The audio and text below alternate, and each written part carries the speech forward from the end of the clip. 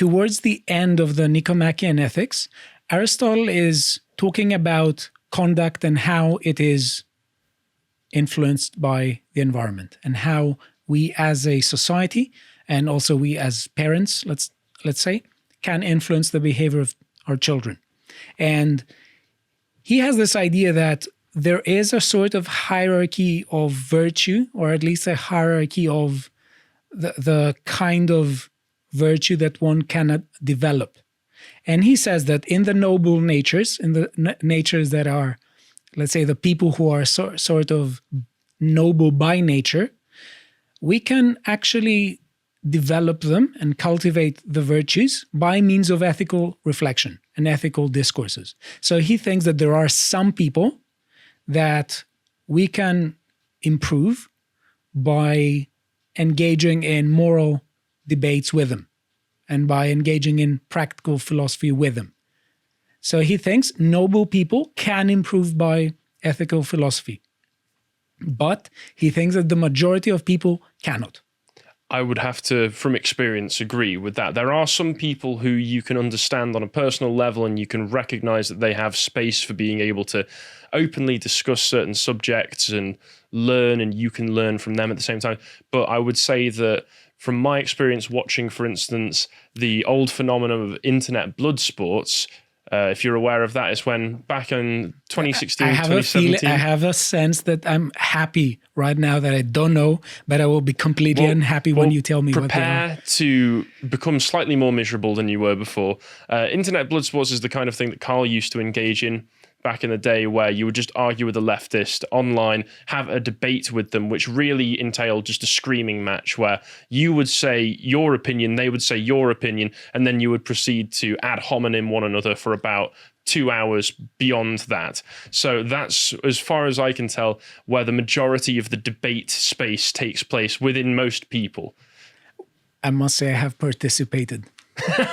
And we've all been there. And not only on online ones. No, I know. You were rather salty a few weeks ago when you came in and told us about a in real life event that was somewhat similar to that. Yeah, let's not go there. Let's not move into it. But certainly, I think what he's describing there is observable reality. Yeah. And on that, I'm interested because Aristotle is known for his empirical method. So obviously, I can tell through this that there is kind of a mixture of empiricism as well as logical deduction going on, where he will take the empirical reality of what he's observed and kind of inductively, deductively extrapolate from that and try to conclude with the best example. Was he one of the first people to engage in this kind of thinking?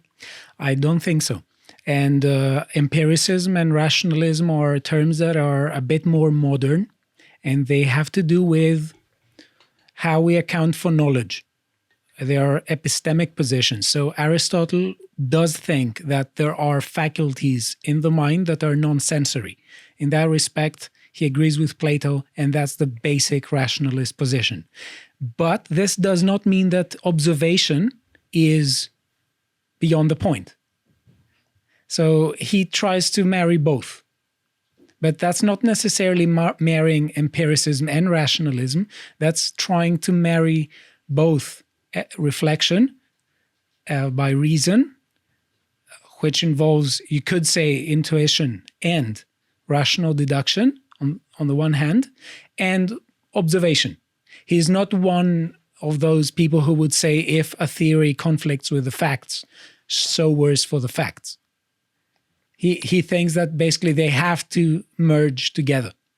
I think that's a perfectly reasonable position to find yourself in, because we've had many times in reality where people have said so much for the facts, as you've said, and I would say so much worse for the people in those circumstances.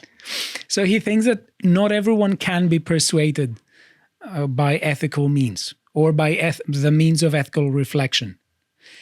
And there arises the need for law and compulsion. Because he says that in order to have a functioning society, in order to have a virtuous society, you need to have people acting well or at least doing their part. But there comes a time where some people do not do their part. And that's where you need law, and that's where in some cases you need compulsion. And compulsion will always be something that will be perceived of as painful from its recipients, but there are cases, he would say, where it is justified. For instance, incarcerating a criminal. It does involve physical compulsion, it involves physical coercion, but Aristotle would say that this is a justified form, use of coercion and coercive measures.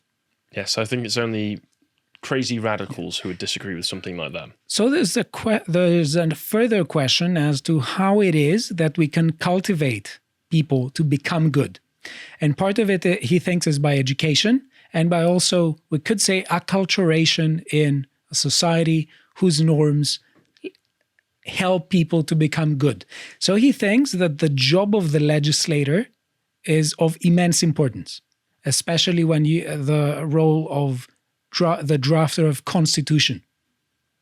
So he thinks that those who are involved, in a sense, in the business of drafting constitutions, they are involved into the business of making a framework, creating a framework that contributes to the good life by means of making good people. This is the supreme, one of the supreme lives. In the Nicomachean Ethics, he says that the goal of action, the goal of all action, whether directly or indirectly, is eudaimonia. It's the good life, in a way. And that consists in the active exercise of the rational faculties. And that could take two forms. It can take two forms. One is the life of contemplation. It's the life of theoretical wisdom. It's the life where we grasp the first principles of the universe and we also understand how everything connects together. That would be something that would require a lifetime. Yes.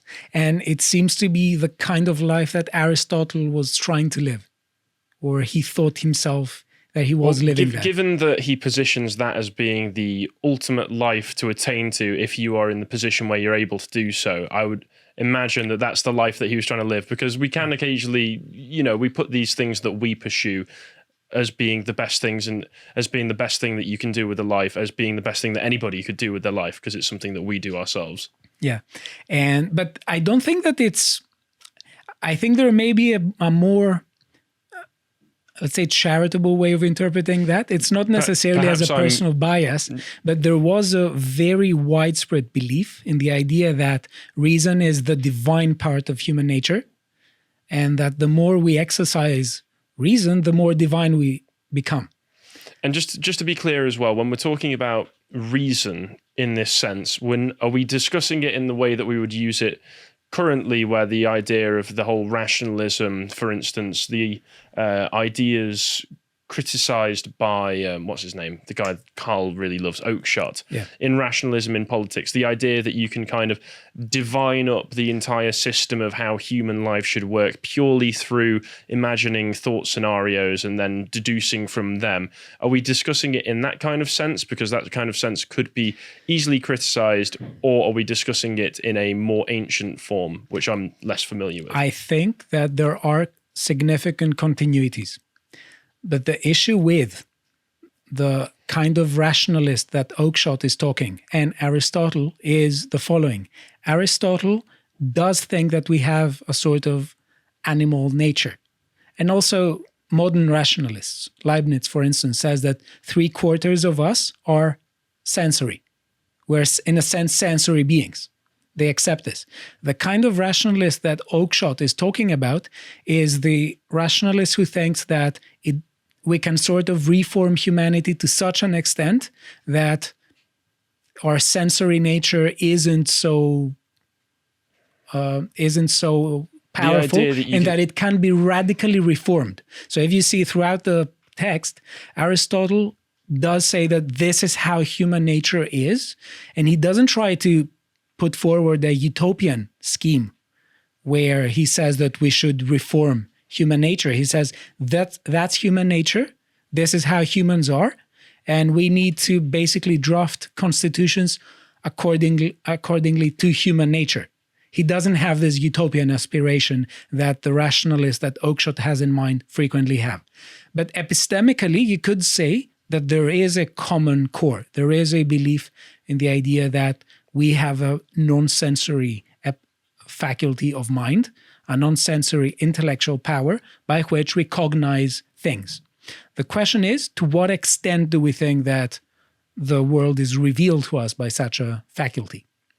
All right, so the difference would be that Aristotle is trying to use reason in conjunction with our animal nature. Yeah. These people are trying to separate the two. They're trying to basically separate the mind from the body, which is something that could be summed up perhaps in a very insufferable phrase which has originated through the internet. So I'm going to make you even more unhappy with these sorts of things. The kind of thing you hear Reddit tier takes where they say, oh, we're just a brain in a big flesh suit, which makes it sound as though you could just separate the mind entirely from the body and just have it react and behave in the exact same way. Whereas Aristotle, near the beginning, when he talks about how humans come together to form political associations, outright states that this is because we just feel a compulsion to do so. Yeah.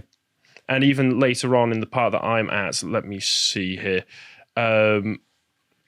Yes, he states outright, the good life is the end, both for the community as a whole and for each of us individually, but people also come together and form and maintain political association merely for the sake of life, for perhaps there is some element of the good even in the simple fact of living. So long as the evils of existence do not preponderate too heavily, it is evident fact that most people cling hard enough to life to be willing to endure a good deal of suffering, which implies that life has in it a sort of healthy happiness and a natural quality of pleasure. To watch the full video, please become a premium member at lotuseaters.com.